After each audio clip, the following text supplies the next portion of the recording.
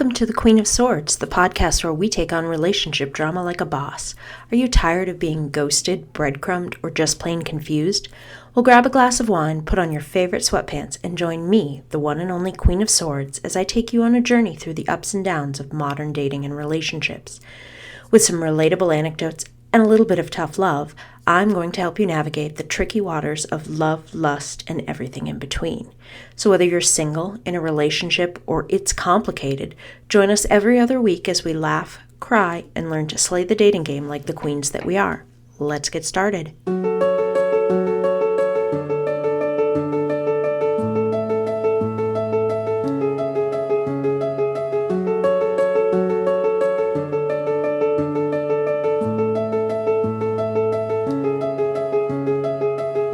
Ladies, we know you're always trying to decode your guys' every move and word, but sometimes they wish that you could read their minds. And that's exactly what we're doing today, giving you a glimpse into the male psyche. Now, you might be wondering why it's important to have these conversations. We all know that dating in the modern era can be a bit like navigating a minefield. Between swiping left and right, decoding text messages, and navigating the ever-changing social landscape, it can be hard to know what the other person is really thinking. But if we can start to bridge that gap, we might be able to create more meaningful connections. By opening up and having honest conversations about what we want and need from each other, we can break down those walls and build stronger connections. We asked a group of men what they wish women knew, and their responses might surprise you. We're going to talk about dating, before, during, and after, communication, society views, sex, and even a couple of controversial thoughts as well. Let's talk about what men are really thinking before you start dating. First up, let's address the elephant in the room, the dreaded first date. We know it can be really nerve-wracking for both parties, but before you dismiss a guy outright, maybe give him a second chance. Everyone's always going to be a little awkward on a first date, and sometimes it takes time to really get to know someone. Next, in the era of Me Too and sexual harassment claims, it's understandable that men may be hesitant to date coworkers. So if you're eyeing that cute guy in the office, maybe think twice before making a move. Adam shared the following thoughts with us about women who play hard to get. Women who play hard to get are such a turnoff. I mean, I get that they may not want to come across as too eager, but it just makes things so confusing. It makes me question if they're really interested in me or if they're just playing games. There's a fine line between being pursued and being chased. If you always send me mixed signals, it makes me just want to walk away. I want someone to be honest about how they feel. And while we're on the subject of games, can we please stop with the "if you were a real man" comments? Real men chase the woman. Real men plan the date. Real men should text me first. It's not cute. It's not funny. Stop it. Instead, let's focus on treating each other with respect and kindness. If a guy asks you out and you say no, it's not fair for you to get mad at him for not trying harder. Respect his decision and move on. Don't be afraid to make the first move. Sometimes guys think it's nice to be pursued too. It's 2023. Can we break down the gender norms? And finally, just because a guy is doing something nice for you doesn't necessarily mean he's interested in you. Sometimes a nice gesture is just that, a nice gesture. That last one is something I hear a lot of on the hotlines. And let me tell you that this is one of the things that I hear the most. "Oh my gosh, he bought me a coffee this morning. He's totally into me. I don't see him doing that for anyone else in the office, and he always seems so flirty, stopping by my door and saying good morning." Ladies, it's hard not to read into things. I get it. Interest in you, in knowing you better, isn't always a romantic thing. It leads to you getting your hopes up, and then when he turns out not to be interested, you're just disappointed. Let's talk about what some men have to say about relationships once you've started the dating. First up, we have the topic of debate. Some men love nothing more than a good intellectual conversation with their partner. But beware, ladies, this is not an opportunity to prove him wrong. A healthy debate can be fun and stimulating, but make sure it doesn't turn into a heated argument. Next, we have the age-old adage that a way to a man's heart is through his stomach. Yes, it's true. Men love it when their partner can cook, but even more so when they're willing to cook together. It's a great bonding experience, and it can lead to some really delicious meals, too. Let's talk about a major deal breaker, being mean and catty, especially to customer service and servers.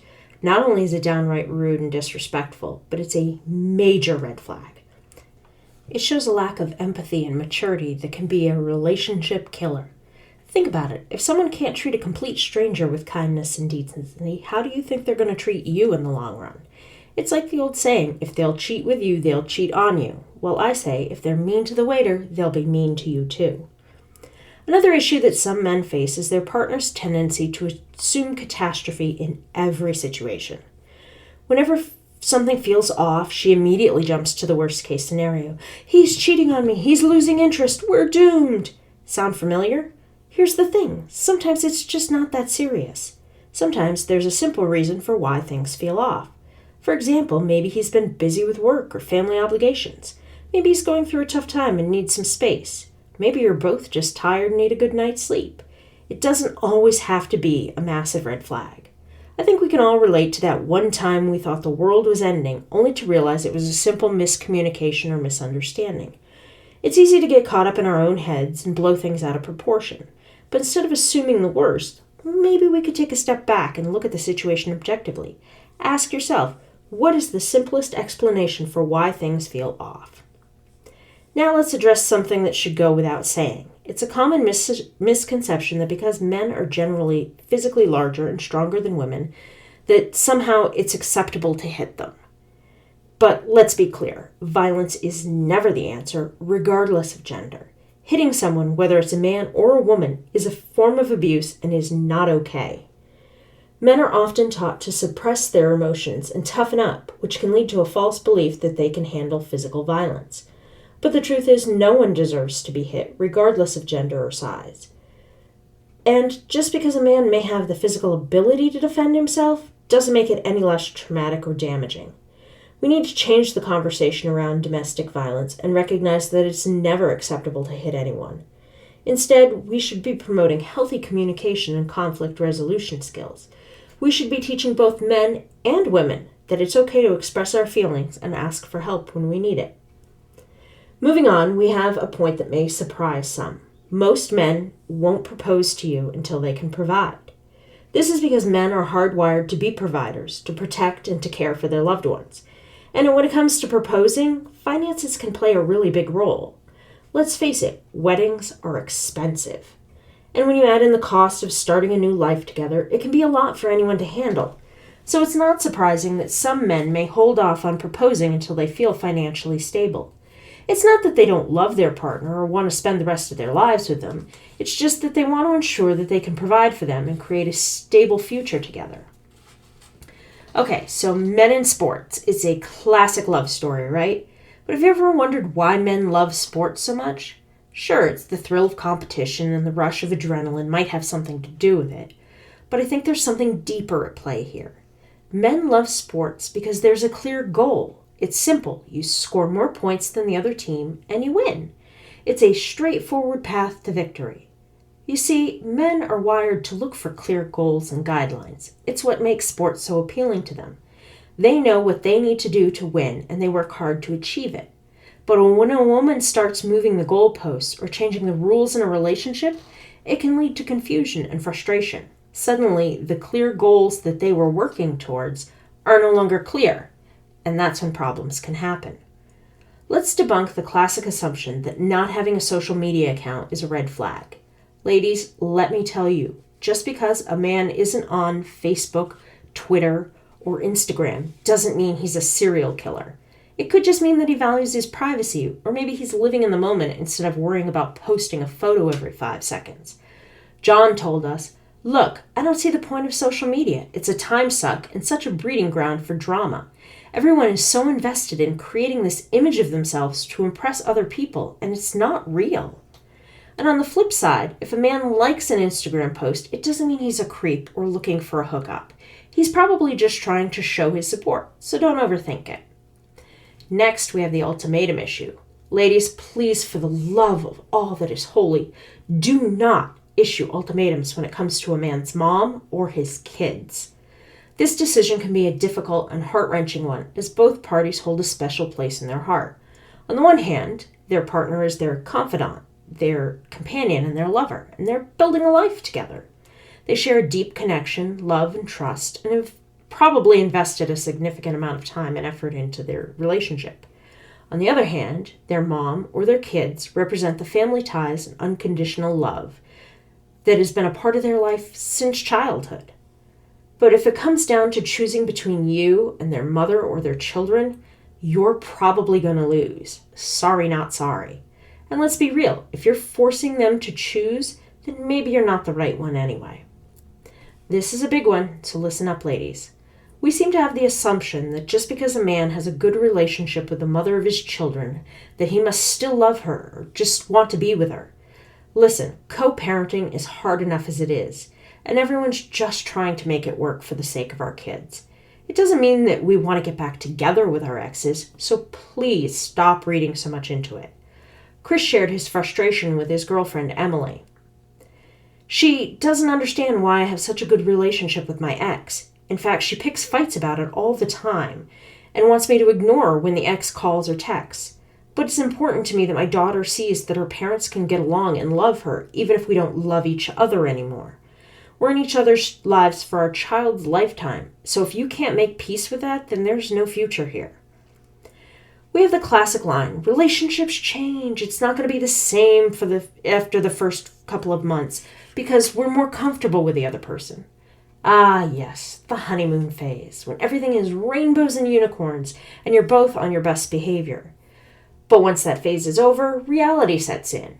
Suddenly you're going to find yourself bickering over silly things like who left the toilet seat up, who didn't get their socks in the hamper, or who didn't take the trash out. But fear not, ladies, this is all completely normal. As one wise man once said, relationships are like farts. If you have to force it, it's probably crap. Next, we have the ever-controversial statement, stop thinking a guy can't have female friends without wanting to sleep with them. I know this is a tough one to swallow, but sometimes, just sometimes, men really can be friends with women without wanting to get into their pants. Shocking, I know.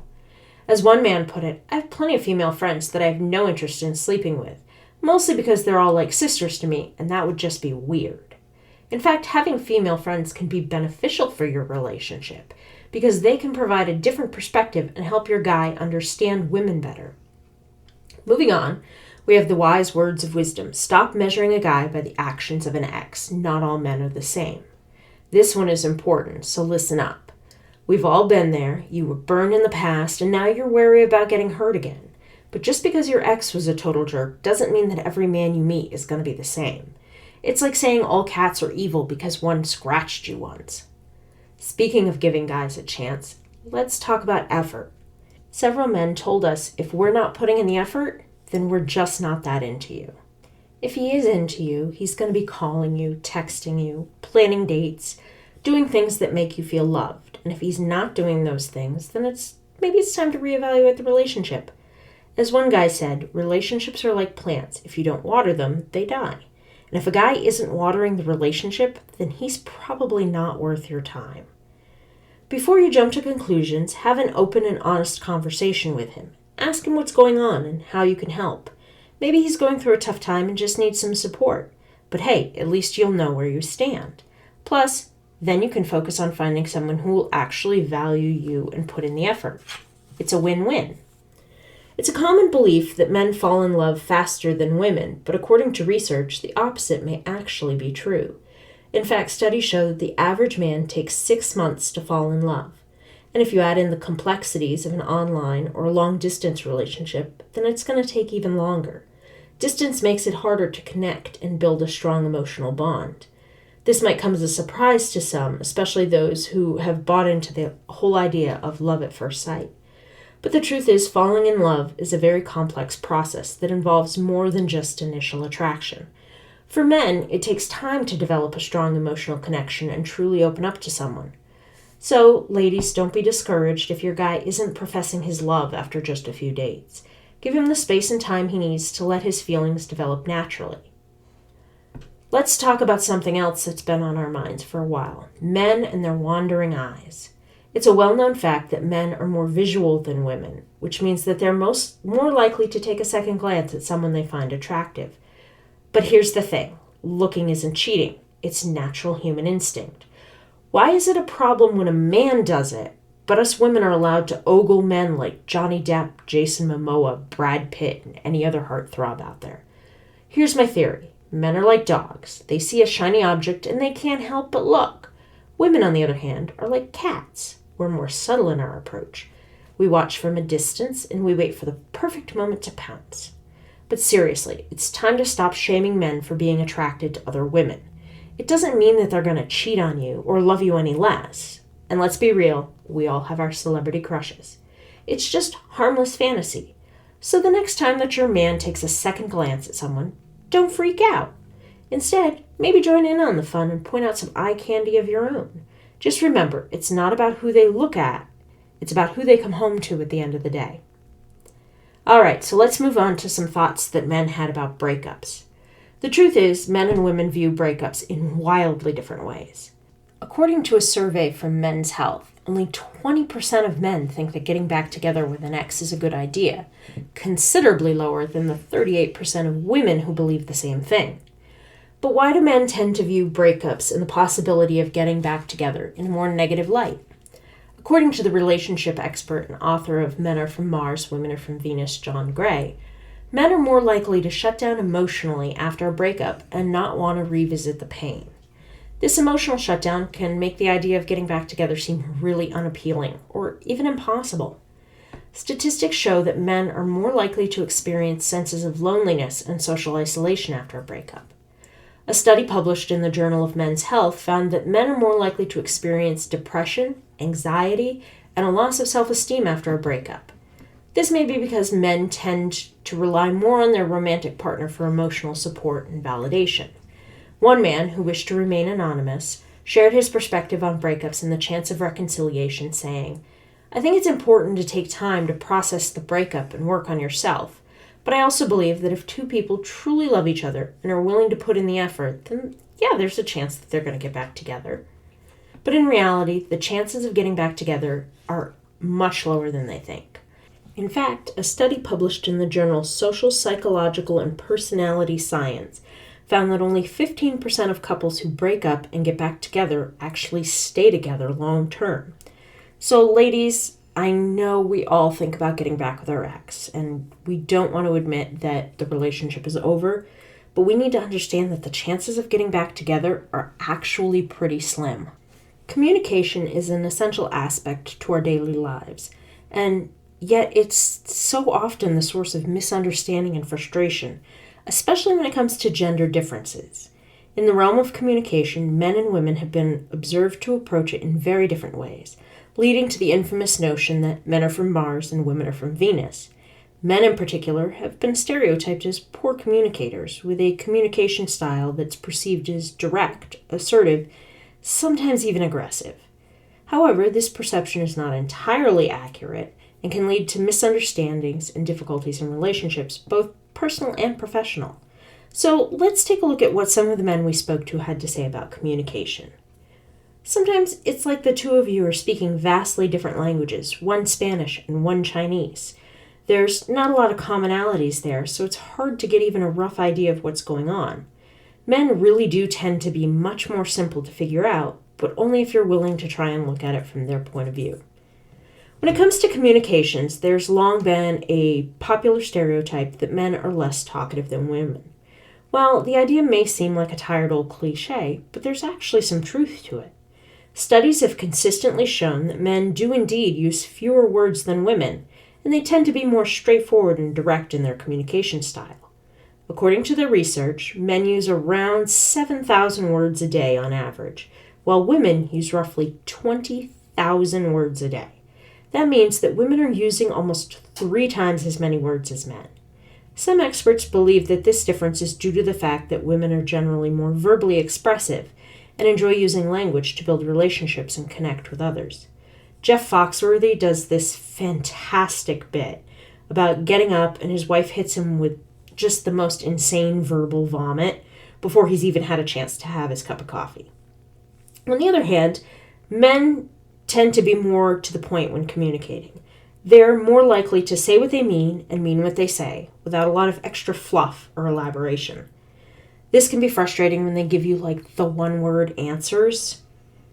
As Dr. Luann Weston, a professor of psychology at San Diego State University, explains, men are more likely to speak in a direct, declarative way, while women speak in a more roundabout, tentative way. Women like to dance around the feelings. This difference in communication style leads to a lot of frustrations in relationships. So, while the idea of men being less talkative than women seems like it's a tired stereotype, it's actually based in reality. Men use fewer words, but they're more likely to be straightforward.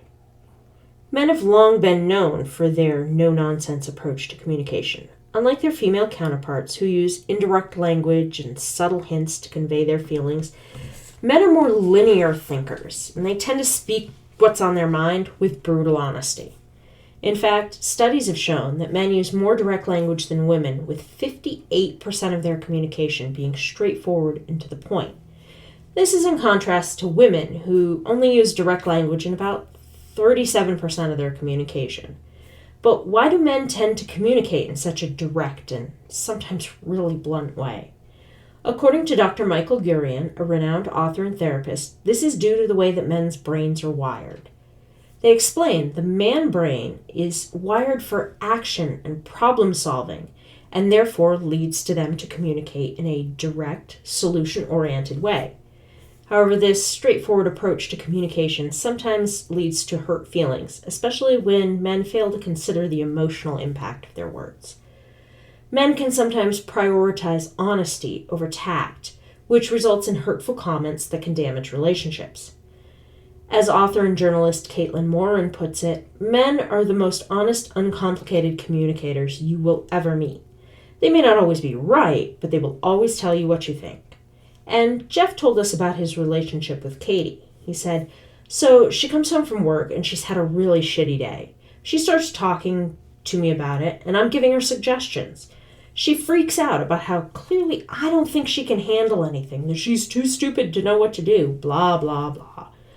Look, we're problem solvers by design, but she didn't want solutions. She wanted to vent to someone without any input. I mean, why didn't you just say that to me in the first place?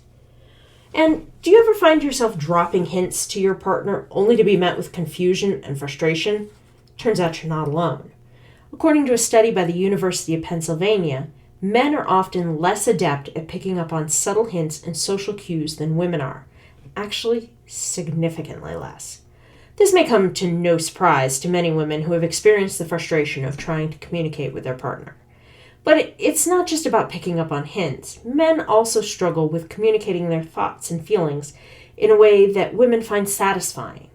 In fact, a survey by the dating app Badoo found that 62% of women wished men would communicate more clearly and directly. However, when those men do speak their minds, they often find that their unfiltered thoughts are met with some pretty negative reactions. In a survey by Ask Men, 43% of men reported feeling like they couldn't say what they really thought or felt without being criticized and judged. This can lead to men feeling like they're walking on eggshells in their relationship, which causes additional tension and stress. So, what's the solution? Well, for starters, women might need to be a little more direct in their communication with men. As Lisa Kaplan, a psychologist and life coach, explained, men generally prefer clear, concise communication. They want to know what the problem is and how to fix it. That means instead of just dropping your subtle hints, women may need to spell things out a little bit more explicitly. Have you ever found yourself frustrated with your partner for not meeting your expectations, even though you never actually told them what you wanted? If so, you're not alone. It's a common misconception that men should just know what their partners want without being told, but the truth is they're not mind readers. Despite what romantic comedies and romance novels and pop culture would lead you to believe, men cannot just magically anticipate our every desire without any communication on our part. In fact, a study published in the Journal of Marriage and Family, communication is the most important factor for a successful relationship, with both partners feeling like they're being heard and understood. Yet, many women still expect their partners to just know what they want without saying anything. This unrealistic expectation leads to frustration, resentment, and relationship breakdown. Expecting your partner to instinctively know what you need without verbal communication is like expecting a doctor to cure your illness without you telling them any of your symptoms. Marcus told us about his frustration with his ex, Tina. He said, I had asked her something totally mundane, like what she wanted for dinner that night, and she says to me, shit you not, I want a man who knows me well enough to read my mind. Yeah, good luck with that. Needless to say, we broke up soon afterwards. From here, we're going to dig a little deeper into what men consider to be some serious issues that they see as deal breakers. The first one I am wholeheartedly on board with, because I think that cell phones are the worst thing to happen to dating. I can't tell you how many women I speak to night after night after night that are freaking out because it's been an hour and a half and he hasn't texted back yet. They spiral into this frenzy of fear and doubt, certain that he's got to be cheating on them. Well, it's time to take a step back and just relax. According to a recent study, men do not always text back immediately, and it doesn't mean that they're being unfaithful. In fact, a survey conducted by dating app Badoo found that only 29% of men say that they respond immediately to a text message all the time, while 47% of women said the same. So, if your guy takes a little bit longer to reply, it's not necessarily a sign of trouble. Relationship expert and author Rachel DeAlito explains, a man not responding quickly doesn't mean he's not interested. It just means he's not attached to his phone. Men may also be busy with work or other obligations which make it difficult to respond right away. In this age of instant gratification, it's no surprise that people expect immediate responses to their messages. But when it comes to texting, how long is a reasonable amount of time for a man to respond? Most women asked by Hinge said that they expected a response within 30 to 45 minutes, which can actually be pretty unrealistic. I found in my experiences over the last 20 years that a response within a couple of hours is reasonable, but that you should probably allow for about 24 hours before you start to get anxious. Because you want to allow for them to have a life outside of you, friends, family, work, etc. Not everyone has their phone in their hand 24/7, and expecting that isn't fair to your potential partner. I remember when I was dating my ex-husband, cell phones weren't really a thing yet. I had to sit by a rotary phone in the living room and wait for his call, and we didn't have caller ID either. While we're at it, can we just talk about the idea of, if he hasn't texted me today, I'm not going to text him. It's garbage, knock it off. In today's dating world, it's assumed that men have to make the first move. They're expected to call and text first, plan the dates, initiate physical contact. But why is this? Is it really fair for us to be putting all this pressure on men while we sit back and wait for them to make the first move? According to a survey conducted by the dating app Bumble, 85% of men said that they would actually like a woman to message them first, but only 29% of women actually do. This suggests that many women still believe it's the man's responsibility to initiate contact. But this outdated gender norm is so harmful to both men and women. It reinforces the idea that men are the aggressors and women are passive. And this leads to some toxic gender roles and unequal power dynamics in relationships. As dating expert Joshua Pompey states, there are no rules when it comes to love. It's about two people getting to know each other and building a connection. Gender should never be dictating who reaches out first. Women who wait around for the man to call or text first sometimes miss out on some really great men who might be shy, introverted, or just not sure if they should reach out. When I first got to know my now husband, we were friends, we worked together. I wanted him to make a move, but of course I didn't say that. That would have made sense. So one afternoon, I'm headed out of work, and I drop a note on his desk with my cell phone number, and I say, hey, we should go grab coffee or something one of these days. I wasn't even halfway home before he had left me a voicemail. He had wanted to make a move, but knew that I was newly divorced and didn't want to push me into anything I wasn't ready for. If I hadn't left that note, who knows where we'd be now? Omar reached out with maybe one of the more in-your-face deal breakers for him, encouraging women out there to stop reading those bullshit articles in Cosmo. They're written by women, are from a women's perspective. Instead of overanalyzing every little thing that we say, just talk to me. It'll get you a lot further. He also expressed frustration similar to Marcus, saying that women should be upfront if they're upset about something and not say, well, you should just know why I'm upset. Newsflash, men do stupid shit all the time. Just tell us what the problem is so we can fix it, because I'm not admitting to the 10 dumb things that I did today before lunch. Finally, we have the last couple of things that men consider to be deal breakers. Love is this universal language, right? But when it comes to expressing it, not every man does so in the same way. According to a survey conducted by the dating app Zeus, only 48% of men say I love you to their partners on a regular basis. Now, this statistic is probably really alarming to some of you women, but it's important to understand that men tend to express their love in different ways. Dr. Terry Orbach, a relationship expert, pointed out to us, boys are often taught from a young age to suppress their emotions and not show any vulnerability. This makes it really difficult for men to express their love verbally. Look at the things that he does that are nonverbal too. According to a survey by Plenty of Fish, 53% of men said that they prefer to express their feelings through actions rather than words. This can include little gestures like holding your hand or making you dinner or drawing you a bubble bath after a hard day at work. These things speak volumes to their partners. One of the men we spoke to said, I don't think words can fully express how much I care for my girlfriend, but my actions can.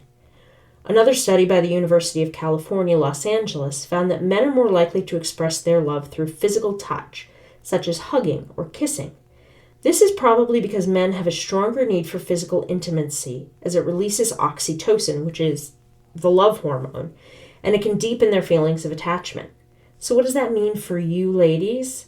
It means that it's important to pay attention to the ways that your partner is expressing how he feels, rather than just expecting him to conform to some stupid stereotype. As one man wisely noted, if you're waiting for your partner to say I love you in a specific way, you're going to miss out on all the other ways that they're showing you. I read one of the most beautiful things from a woman this past year.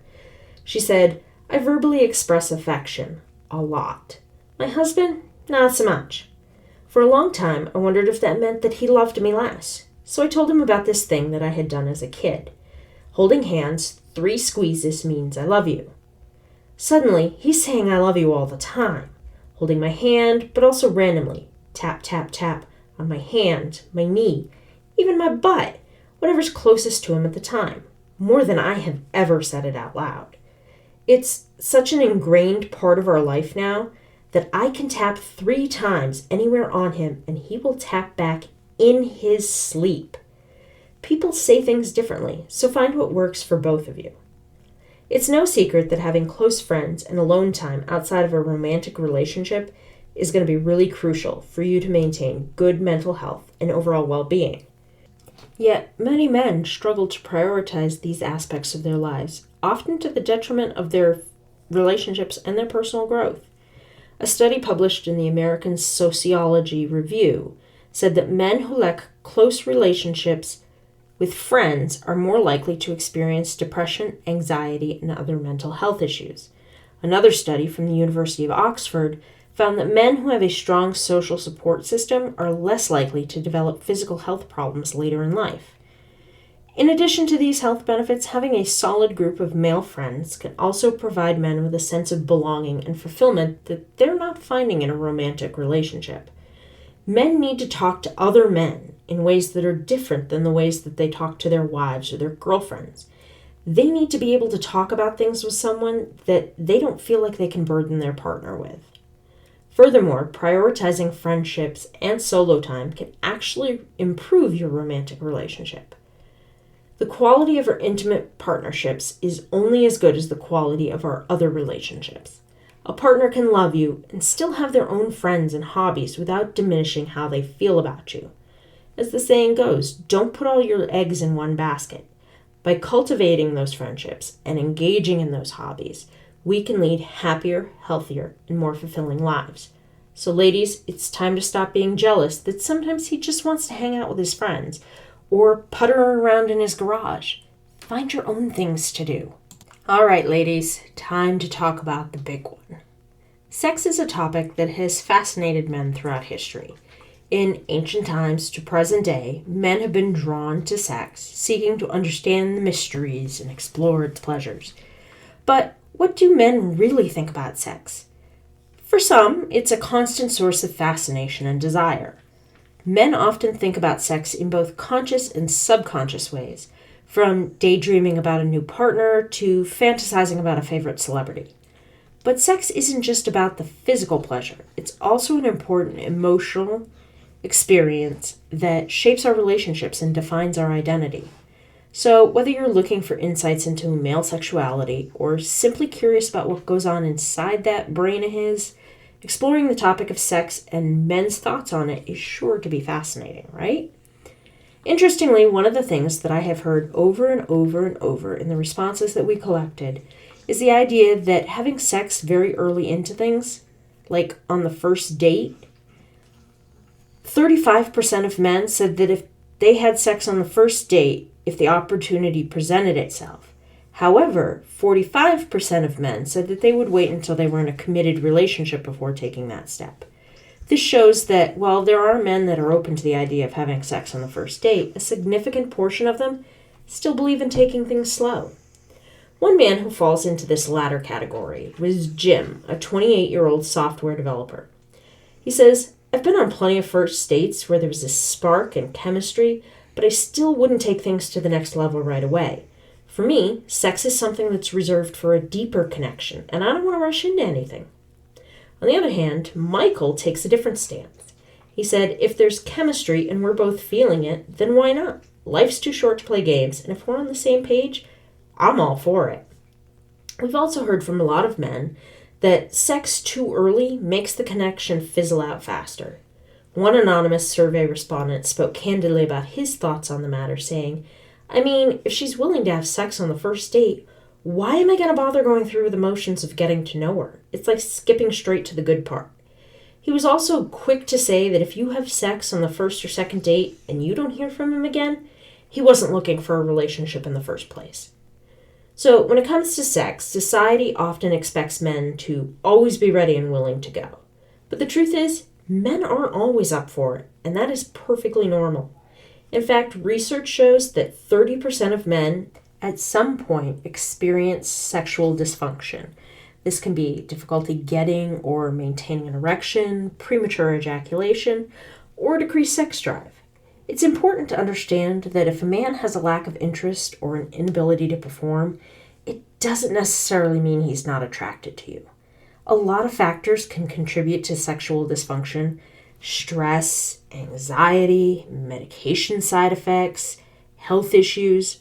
In fact, according to Dr. Irwin Goldstein, the director of sexual medicine at Alvarado Hospital, most of the time, the reasons for sexual dysfunction have nothing to do with how attracted a man is to his partner.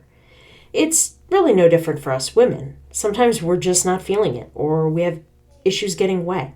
So why should it be okay for a man, not be okay for a man to have issues as well? On the flip side, a man getting an erection around someone else isn't an indication that he wants to sleep with him all the time. Dean told us, "Hell, sometimes a good breeze can make me hard. It doesn't make any difference." And he's on to something. Erections are actually involuntary. That's right, despite what you thought, men do not have complete control over when they become erect. In fact, according to research, did you know that the average man gets 11 erections a day, lasting an average of 20 to 30 minutes each? They can occur in response to all kinds of stimuli: physical touch, visual cues, sometimes even certain scents or dreams. Spencer wanted to break down his thoughts on bedroom activities. "I had a girlfriend once who wanted to have rough sex, even liked being choked a little. She didn't tell me until after we broke up, ironically because she said I wasn't exciting enough in bed. If she'd told me, I probably would have given her what she was looking for." Communication is key in any relationship, but it's especially important in the bedroom. Men need to know what you like and don't like in bed, and they need to know your kinks, especially if they're rougher. A recent survey found 70% of women have had a sexual fantasy about being dominated, and 50% of women have had a sexual fantasy about being tied up. These statistics prove that it's important for men to understand their partner's desires and boundaries. The sex company Lilo did a survey, and 76% of women believed that their partner doesn't have the foggiest clue what they like in bed.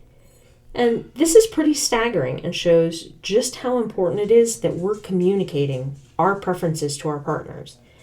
It's important to note that rougher kinks like BDSM are becoming more mainstream too. In fact, a study published in the Journal of Sex Research found 52% of women and 43% of men have tried BDSM at least once in their lifetimes. It shows that there's nothing wrong with exploring your sexual desires as long as it's consensual and safe. It goes back to that earlier idea that we were talking about, that men are not mind readers. If you don't tell them what you want, then you don't get to be upset when they're not giving it to you. They just don't know what they don't know. Tristan also warned the ladies in his survey. He said, "Don't believe in everything you read in romance novels. Sometimes those acrobatics are not at all realistic. And just so you know, the average penis size is 6 inches. There aren't a lot of guys walking around with 10, 12-inch cocks. Be realistic in your expectations." So before we move on to some of the more controversial aspects that men brought up, let's chat about cheating for a minute. Infidelity is an age-old problem that has plagued relationships for centuries. And both men and women cheat, but it's no secret that men have been found to be more likely to stray. In fact, according to a recent study, 20% of men admit to cheating on their partners, compared to only 13% of women. Taryn had a bit of a bold take when he told us, "If you're the side chick, I hate to break it to you, but I am never leaving my marriage." Experts suggest that men may be more likely to prioritize physical attraction and sexual desire over emotional connection and loyalty. In fact, a study conducted by the University of Texas found that men are more likely to cheat with someone who's younger and physically attractive, while women are more likely to cheat with someone who's more emotionally supportive.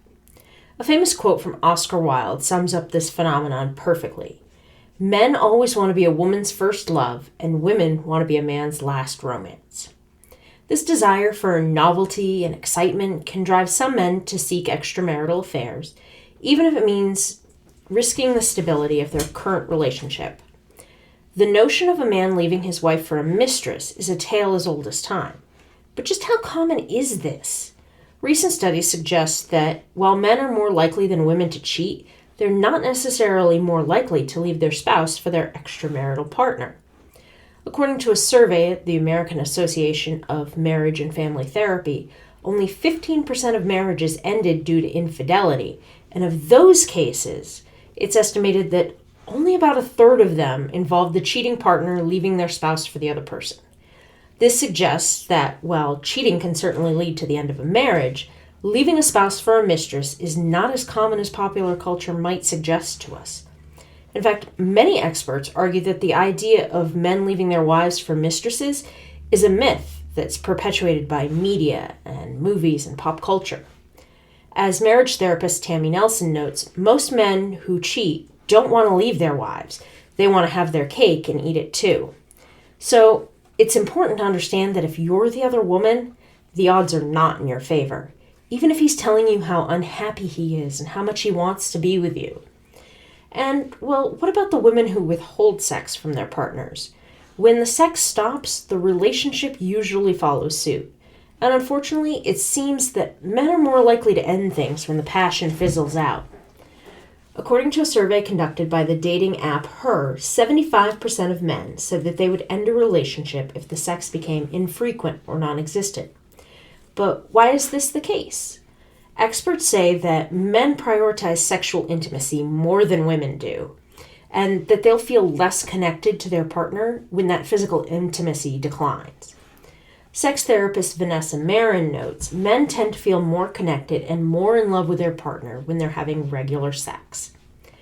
Comedian Ron White does this bit where he talks about cheating, and he says, "She got convinced in her crazy head that I had sex with this girl in Columbus, Ohio, and I did. And I'll tell you why.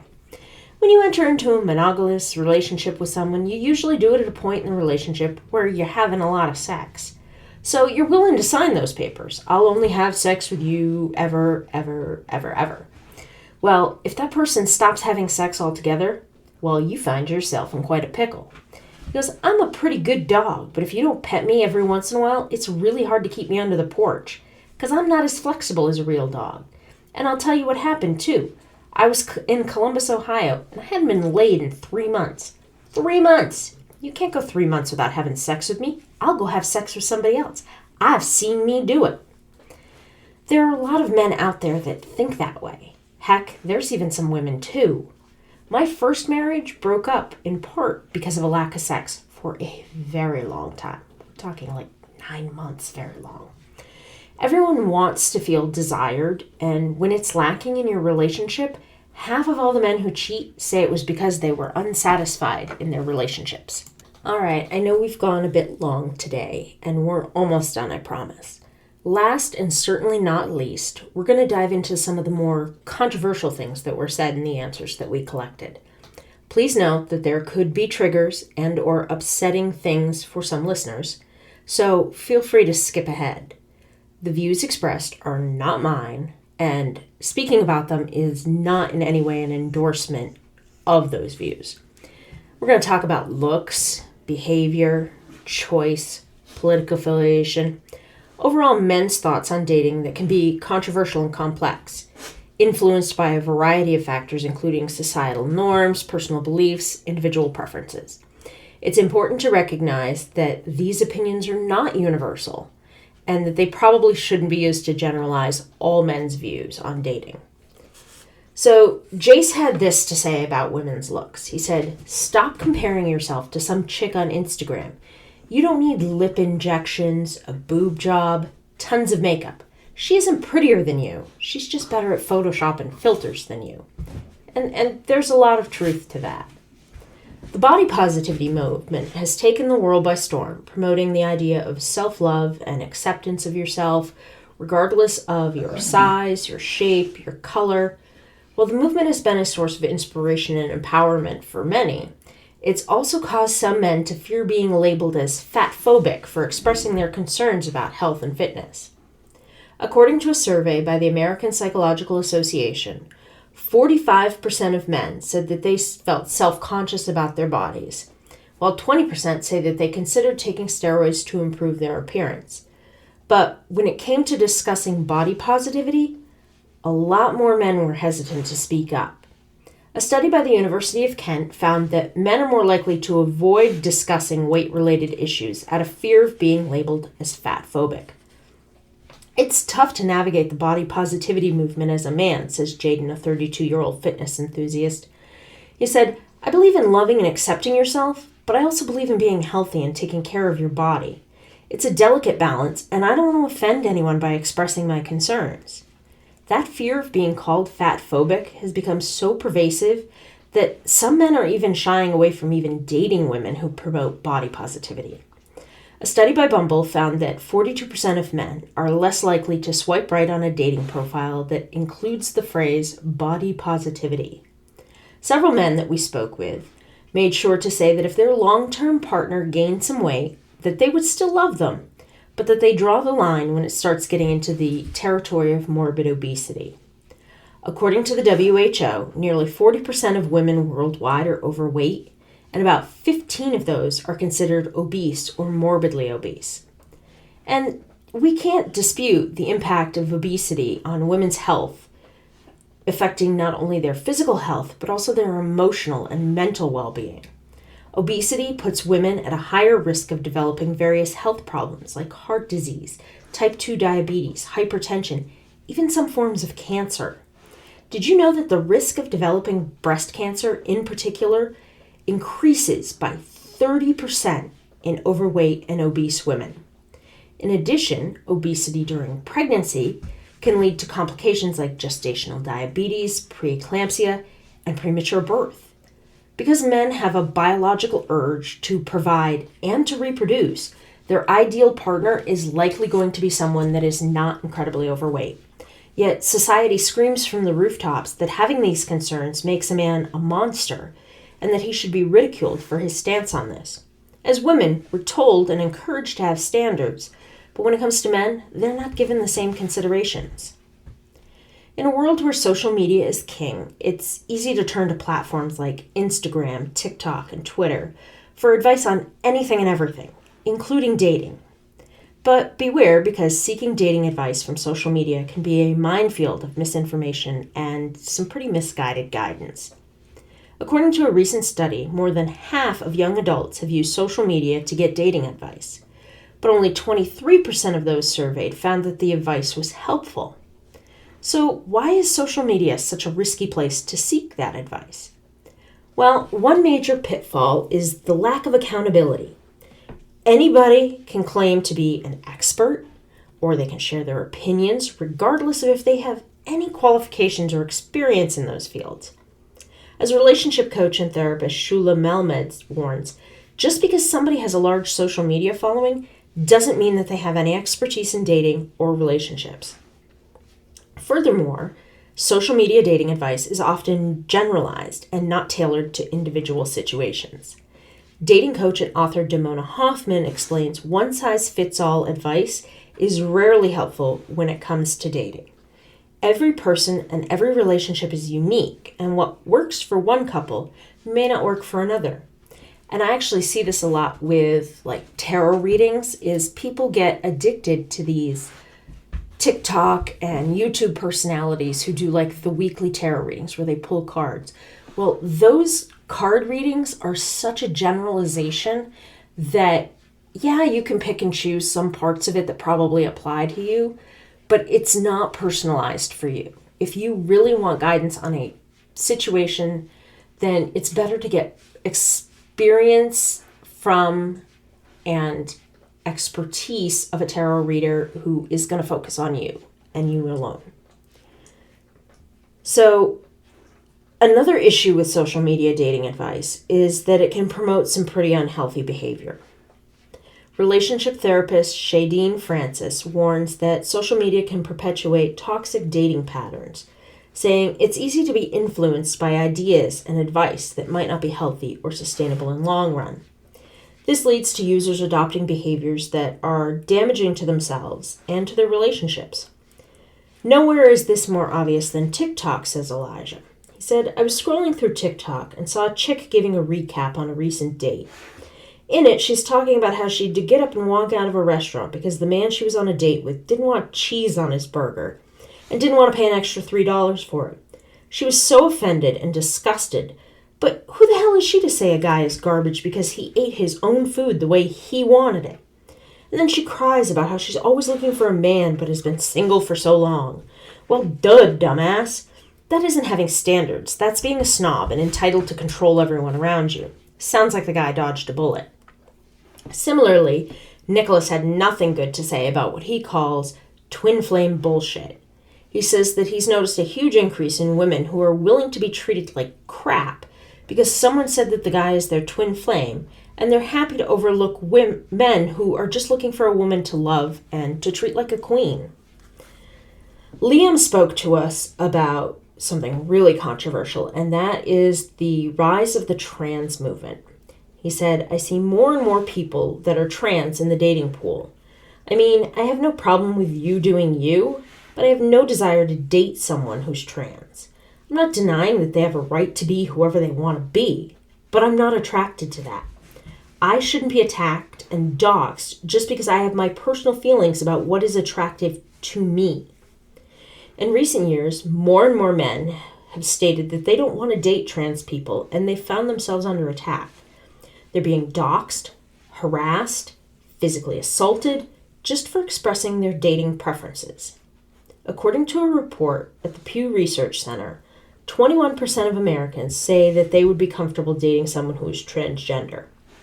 Despite this, individuals who express a preference against dating trans people are being targeted and labeled as bigots. One such incident involved a man named Ethan who shared his preference against dating trans women on a dating app. Within hours, he had been doxxed and his personal information shared all over the internet. He said, I was bombarded with messages and death threats, and people were telling me that I was a transphobic piece of shit and that I deserved to be punished. It's important to remember that everyone has a right to their own preferences when it comes to dating. Attacking and doxing someone for expressing those preferences is not only harmful, but it goes against the values of acceptance and respect. As Ethan puts it, I'm not a bigot for having a preference. I just want to be able to express myself without fear of retaliation. Hang on, ladies. We're almost there. Just a few more to go, I promise. So, William spoke of a previous relationship with Maria. He said, we'd been together for a couple of years, and Maria got pregnant. I was excited and over the moon, but Maria wanted an abortion. I get it that it's her body, but I feel like that baby is half of my DNA, and I should have some sort of say, or at least the right to have an opinion about it. She went through with the abortion, even though I was against it. And I know it sounds awful, but I just couldn't get over it. We broke up maybe 3 months later. The debate over abortion has always been really contentious, and there are strong opinions on both sides of the argument. But what about the rights of men in this decision-making process? Should they get to have a say when their partner wants to terminate a pregnancy?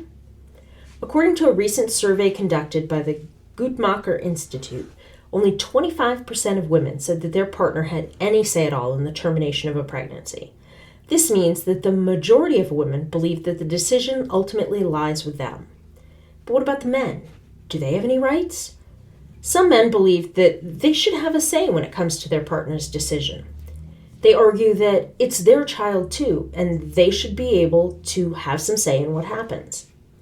According to a survey conducted by YouGov in 2020, 40% of men agreed that they should have a legal right to at least be consulted before their partner had an abortion. This sentiment is echoed by men like Todd Huston, a state representative in Indiana, who said, we're talking about an unborn child here, and I believe men should have a right to have a say. Critics will argue that men don't have any say at all in the matter. It's the woman's body, and it's her decision. Dr. Willie Parker, an OBGYN, stated that the question of who has the final say in the decision to have an abortion is not a legal one. It's a medical one, and it's the woman's decision. Despite this disagreement, the fact remains that men are often deeply affected by the decision to terminate a pregnancy, with a lot of them experiencing emotional distress and a sense of powerlessness. A study published in the Journal of Family Issues found that men who wanted their partners to continue the pregnancy but had no say in the matter reported feelings of loss and grief, as well as relationship strain. So, political ideology is another topic that is wildly impacting dating. A study by Pew Research Center found that political polarization is on the rise in the United States. 91% of Republicans and 86% of Democrats stated that they have unfavorable views of the opposing party. This can lead to difficulties in dating for individuals who have differing political beliefs. Oliver was pretty vocal in his opinions. He said, I'm tired of trying to date in this political climate. So many women think that because I identify as a conservative, that somehow I'm the next coming of Hitler who wants to take away women's right to choose, am anti-LGBTQ, and some sort of Trump-loving gun nut. And I'm so tired of being told that I have cisgender white male privilege. I don't think that it's right to discount my lived experiences if I'm not allowed to discount yours. Conservative men are often labeled as sexist, racist, homophobic, but this actually couldn't be further from the truth. In fact, many conservatives believe that traditional family values and individual responsibility leads to a stronger and more unified society. One conservative commenter put it, we believe in the power of the individual and the family, and that's not a bad thing. As former Republican Senator Orrin Hatch once said, the media portrays conservatives as mean-spirited, narrow-minded, and intolerant, but in reality, the opposite is true. Conservative men value individual liberty, personal responsibility, and the protection of traditional values. Unfortunately, the stigma that surrounds conservative men can have real-world consequences. A study by the Cato Institute found that nearly 2/3 of conservatives feel the need to self-censor their political views at work, fearing backlash or discrimination. Maybe it's time to break down these stereotypes and recognize that being a conservative doesn't automatically mean that you're a villain. Whew, that's been rough, hasn't it, ladies? So, throughout our discussions on men's thoughts on dating, communication, sex, and some of those controversial opinions, we've delved into the complexities of relationships and some of the unique perspectives that men bring to the table. When it comes to dating, we talked about the various factors that can make or break a potential relationship, including physical attraction, compatibility, shared interests. We discussed the importance of communication for establishing trust and building a strong foundation for your relationship. In terms of sex, we explored the nuances of consent and the importance of clear communication, as well as the various factors that can impact sexual attraction and desire. So, understanding the male perspective on these complex topics can be really a challenge, but it's essential in building those strong relationships and in creating a more inclusive society. From their thoughts on gender identity to their beliefs about political issues, men have a unique perspective that can help bridge the gap between different viewpoints. One thing that stood out to me is that a lot of the men felt misunderstood or misrepresented in discussions about their gender. Many of them want to be seen as individuals who have unique experiences and perspectives, rather than being lumped together with all the men. They also want to be recognized for their emotional depth and their vulnerability, which can get overlooked in discussions about masculinity. When it comes to sex and dating, men feel pressure to be the pursuer and to initiate contact. But they also want women to take an active role in the dating process and to express their own desires and boundaries. Men also emphasize the importance of communication in relationships, both in terms of expressing one's own needs and listening to the needs of a partner. On the more controversial topics like gender identity and abortion, men expressed a wide range of opinions on this. Some emphasize the importance of respecting people's gender identities and supporting their right to make choices about their own bodies. Others held more conservative views and believed in traditional gender roles and pro-life values. Despite these differences, nearly all of the men that we talked to expressed a desire for open and respectful dialogue on these topics, rather than being just immediately shut down and dismissed and labeled. Overall, these conversations have highlighted the complexity and diversity of men's experiences and perspectives. By listening to and engaging men in thoughtful and respectful ways, we can create a more inclusive and understanding society for everyone. So, what do you think? Did you gain any new perspective on how men think and feel? Are you going to change the way you interact with romantic partners going forward? Next time, we're going to be diving deeper into communication skills before taking a look at long-distance relationships in April. Don't forget to head on over to the website and submit any questions for the listener Q&A session coming up. Stay sharp and love fiercely. This is the Queen of Swords signing off. Well, folks, that's a wrap on another episode of Queen of Swords. We hope you enjoyed the ride and that you're feeling a bit more empowered and a little bit less confused about the wild world of dating and relationships. Remember, when it comes to love, there are no easy answers, but with a little bit of humor, a lot of self-care, and a trusty sword by your side, you can handle anything the heart throws your way. So until next time, keep your sword sharp, your heart open, and your standards high. Don't forget to subscribe, rate, and review us on your favorite podcasting platform. Thanks for listening. We'll see you soon.